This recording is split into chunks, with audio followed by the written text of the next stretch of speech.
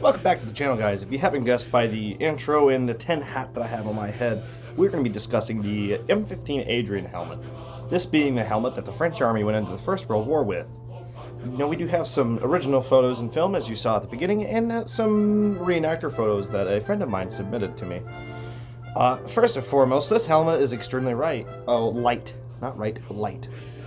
only weighs about 1.11 pounds, so it is extremely light as opposed to, say, the German helmet that I have. That thing is a hoss compared to this bad boy, but this is actually another helmet that the United States military went into the First World War with. I've seen like one or two pictures, but Marines who first show up to France in like late 1917, early 1918, instead of having a Brody, they're wearing this bad boy. So they did some testing with this later on in military history. Around the same time that the ACH showed up, and an interesting thing that they came to realize was this helmet is actually pretty good for top-of-the-head strikes, and they credited this to the good old-fashioned crest here on the top. However, there were some good and downsides to this. First and foremost, it's extremely light. Soldiers could probably wear this non-stop. A downside to this is this badge here actually requires a couple of slits in the helmet to be made, and then just fasten using split pins. That's bad. Putting holes in your helmet, not normally a good thing. The ACH does this for, NVG mounts, bolts, and things like that. And around those areas, just like with this helmet, they're weaker there. The interesting thing that I saw, it was more with the British military, but I'm sure it happened with the French Army too, was soldiers became really brave and really dumb at the same time. Soldiers were poking their heads above the parapet thinking, oh, I'm wearing a helmet, it'll stop bullets. No, it does not. These steel helmets, most steel helmets don't do very good against bullets. This one in particular does not. It's a very thin steel compared to things like the Stahl helmet, the Brody helmet, or even the steel pot that was used in World War II. The French Army actually kept these for a while. The French Gendarmerie, their police force, used these up until the 70s and 80s. So this helmet had quite a long lifespan. This helmet was made out of a mild grade steel back in the day, as opposed to, say, the Stahlhelm using an alloy. I can't remember what the alloy is made out of at this moment. I'm sure I could probably edit it somewhere, probably on my face. It might be there, may not be there. Who knows? But here is an my apologies, a reenactor photo of a friend of mine wearing his Adrian helmet at a World War I event in Newville, Pennsylvania, right here.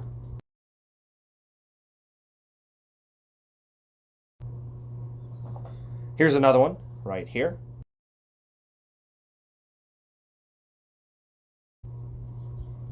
And another one.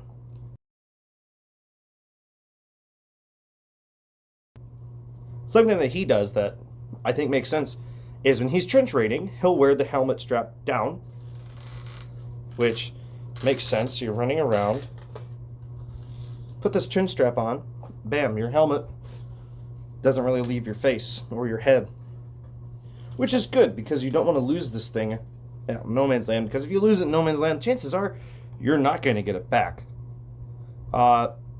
In the trench, he wears it with the chin strap above the front bit of the helmet here, which makes a lot of sense because in a trench you're more likely to get gassed, and with the chin strap up here, it's easier to get a gas mask on as opposed to having to fiddle with this. It's actually pretty quick and easy to take off, but in chemical warfare, milliseconds count. So the milliseconds, or the seconds that you don't spend taking the chin strap off of your head, is that extra chance that you get for life fighting against chemical weapons. This helmet is actually quite comfy as well. To me, it's a lot more comfortable than the ACH that I am very familiar with as I wear it in the modern day Army today. It's a pretty simple liner system, if you guys can see that pretty decently. It's very comfy. The way I have my helmet fitted is it doesn't actually move your head that far off of the top, but this is also reproduction. And I'm going to see if I can show you guys the split pins for the helmet to show the split pin thing that I was talking about earlier.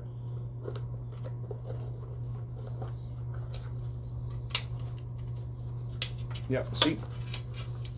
The split pin I don't know if you guys can see that, actually. There's a split pin right here. That shiny piece right there, that is the split pin that fastens the badge here. This would be a regimental badge, so I have the infantry badge. I could be wrong. I have not checked with anybody, but I'm pretty sure that is Regiment Fusilier, which means infantry or rifleman regiment. The different branches you were in have different ones. Officers would actually have gold up here, which is not a good idea, because stories I've heard from later conflicts, like Vietnam, there was a officer who was saying, you know what, I'm going to wear the shiny rank on the front of my helmet. That officer went on one singular patrol and he did not come back because a sniper took very much so took advantage of the free target that he had on his head.